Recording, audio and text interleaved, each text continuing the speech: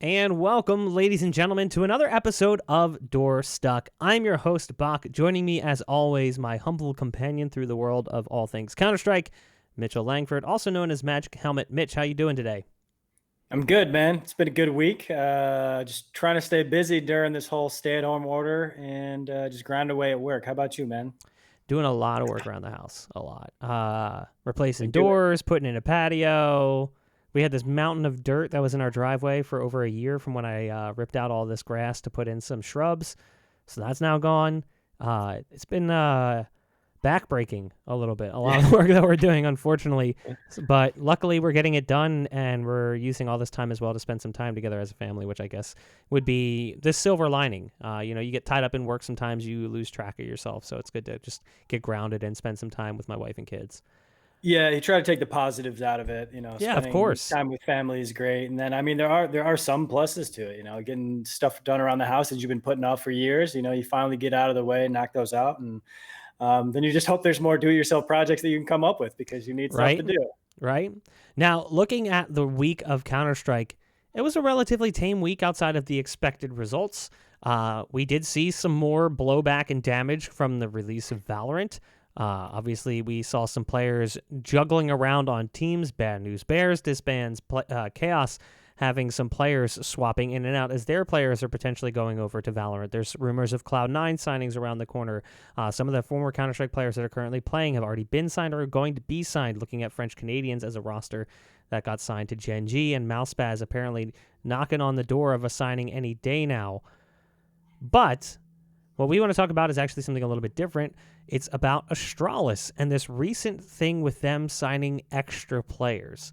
Now, a few months ago, they signed S3 tag, S3 tag, S3 tag, whatever you want to call them. Yeah. I've heard it said both ways and by Danish people both ways, so it's hard to know which one's actually right. He got signed to Astralis as the sixth man, and everyone's like, well, that's a little weird. It caused the death of Heroic. It's something we actually talked about in the very first episode of the show.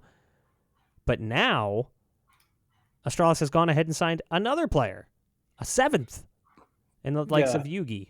This is bizarre.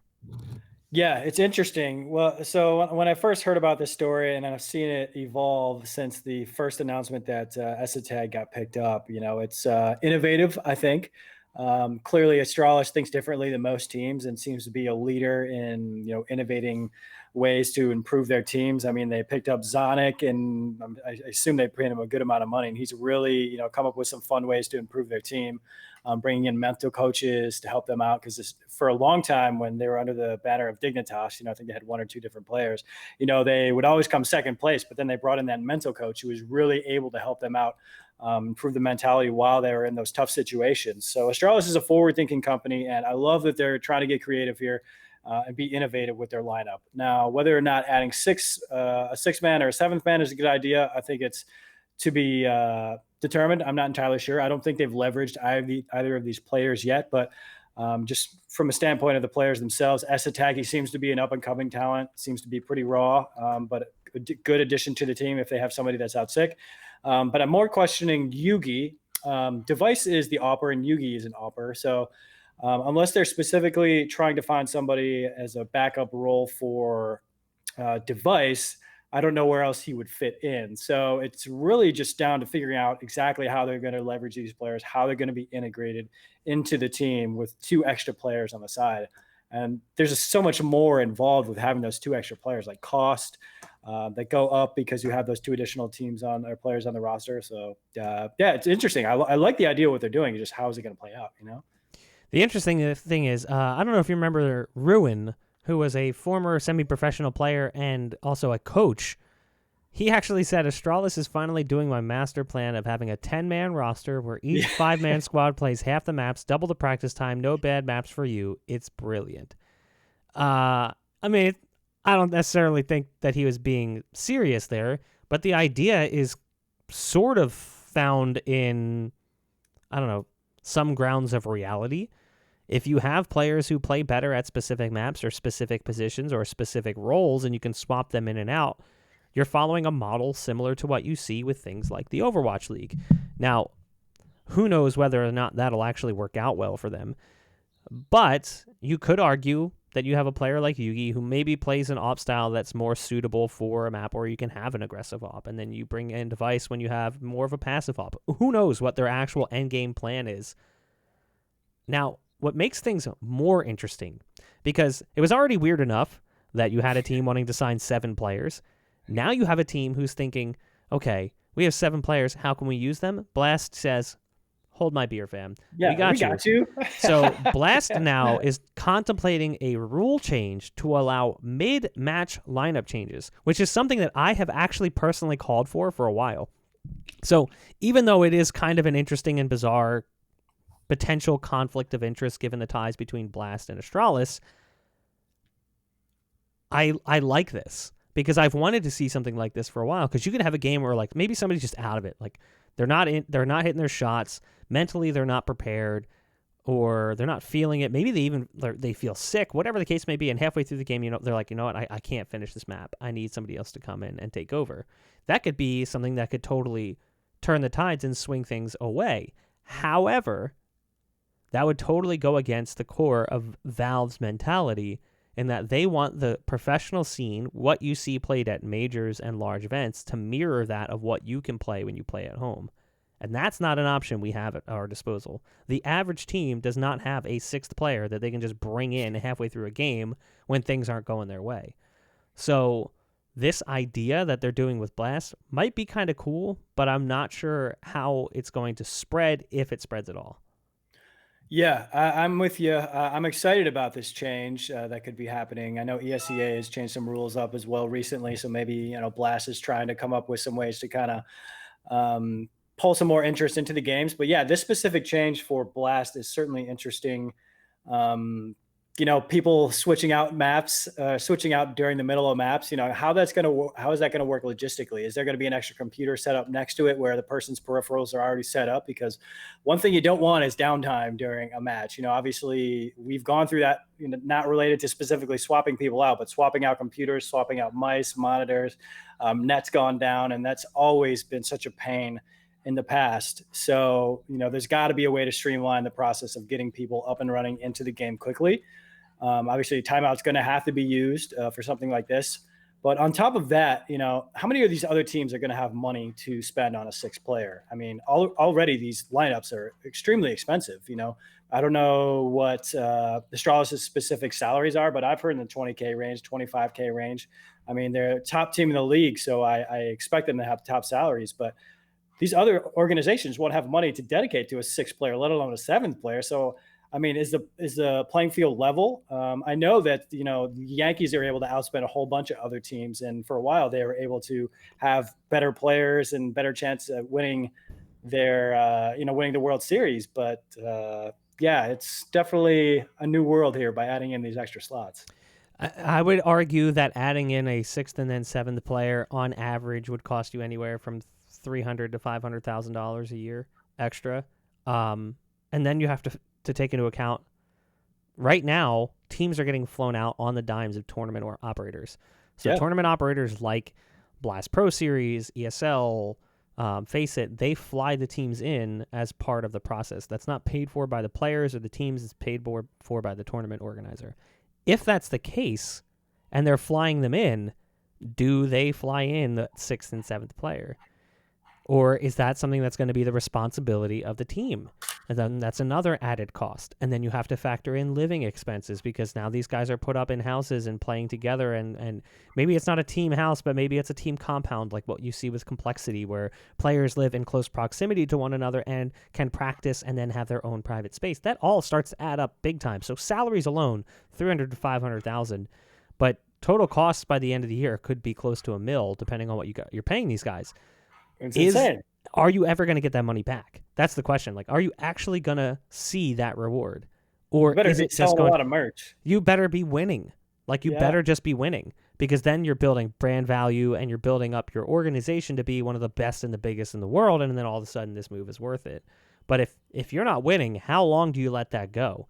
And if it doesn't work, do you sign another 7th player, or do you just scrap the project? Yeah, it's all going to be based on results in my mind. But Blast has to be expecting to be paying for these extra people if they're making that rule. where Yeah. it's, hey, we can swap out during the middle. If they're putting that rule in, they have to have the expectations. If they're already paying for 5, they have to pay for 6 or 7 Yeah. because this is their innovative change. So if I'm Blast, you're putting yourself in a corner a little bit by taking on those costs, but they wouldn't make that rule and not have that expectation without knowing they can cover that cost. So, you Yeah. know, Here's the thing it's too. cool that they're changing it up. That's for sure.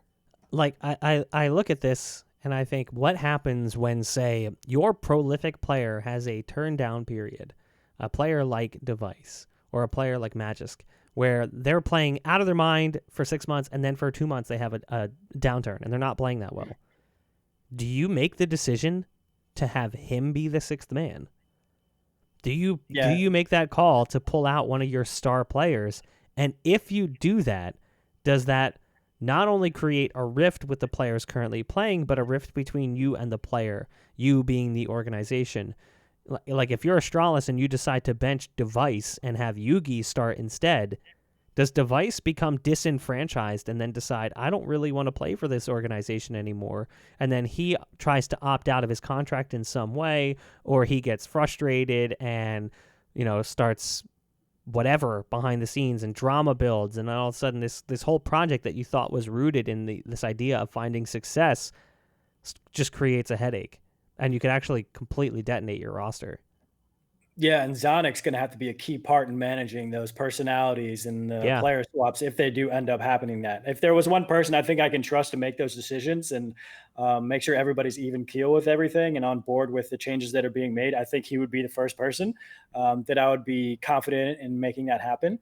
But yeah, there's that whole other layer where there's the player's thought process behind the scenes that we're likely not going to be able to see unless they make it public on Twitter, something along those lines. So you got to have a strong leader behind you in order to manage a change like this, because we know how back and forth CSGO players can be. They swap teams, sometimes probably earlier than they should, at least in NA anyway, how quickly they can swap. So it'll be interesting to see how Zonic handles it. And number one, I just like, when are they starting this? When do these changes happen? Or when are they going to play? I don't think they've announced anything related to that, but is it going to be No, during no. online This content, in isn't. This person? isn't. So this is a source a source leak coming in from, I believe, DK. So shout out to DK for making this all public. But Yeah. this is not something that has actually been released. And it's important to note, too, that these rules sort of existed already, in that if you were playing in a Blast Premier event, you could substitute players between maps, not live in a series. And it's also important to note that currently there's no LANs going on. There is not a LAN on Earth that is occurring currently. So in an online environment, maybe that's why they're building out this rule base. Maybe they're thinking like, oh, this will be something we'll test online and then we'll see how it works. And if teams take advantage of it, then we'll move it to an offline. But I don't even know if it would survive, because I really wonder how many teams are actually going to take advantage of this. Yeah, and there's just kind of the wrinkle of, some players play better online. I mean, Liquid's been struggling recently. I don't know if that's because some of the players just aren't as good as they were. I don't think that's the case, but there are some players that play better online. And, Astralis is going to be one of the best LAN teams. So they're going to be doing the best on LAN. So there might be people who've been playing online CS much more in this type of setting than some of the players on Astralis. Now, again, I need to kind of cover my bases a little bit. That's not me saying the Astralis team in its current form and those 5 players aren't good online, but there could be room for some of these guys to come in and get in on some of these matches to build up that camaraderie and teamwork with some of the other players. But I mean, there's certainly an aspect to kind of like online players. Well, I mean, we'll have to see what happens. We'll have to see if teams take advantage of this. We'll have to see if Blast even puts this into live. We'll have to see what Astralis' plan is with this 7-man roster, whether it's to just take advantage of existing structures where you can swap players in and out between maps, or if they want this sort of live adjustment that can be made where maybe you come into like a map like Train, or what, a perfect example would be a map like Inferno, where maybe like T-side opping has always been a little bit awkward. So maybe you go 5 rifles on attack and then you swap an opper in on defense, or you find a map like Train where it's heavily CT-sided and you can go dual op and you can bring in Yugi and you can swap out one of your riflers.